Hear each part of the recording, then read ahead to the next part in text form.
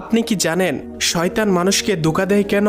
তো আল্লাহ তাআলা যখন শয়তানকে জান্নাত থেকে বের করে দিলেন, তখন শয়তান আল্লাহ তাআলাকে বলল, আপনি এই মানবজাতির জন্য আমাকে জান্নাত থেকে বের করে দিলেন, আপনার ইজ্জতের কসম, আমি আজীবনকাল এই মানবজাতিকে ধোঁকা দিতেই থাকবো। তারা যখন কোনো ভালো কাজ করতে চাইবে, আমি তখন তাদেরকে ধোঁকা দিয়ে খারাপ কাজের দিকে নিয়ে যাব।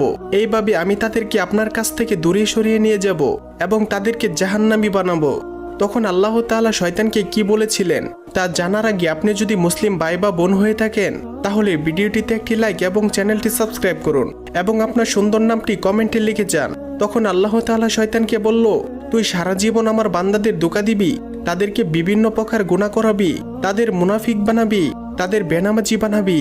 কিন্তু আমার বান্দারা যদি জীবনে একবার হলেও তাদের গুনাহের প্রতি অনুতপ্ত হয়ে আমি আল্লাহর কাছে 2 ফোঁটা চোখের পানি ফেলে ক্ষমা চায়, আমি আল্লাহ তাদের জীবনের সমস্ত গুনাহ মাফ করে দেব।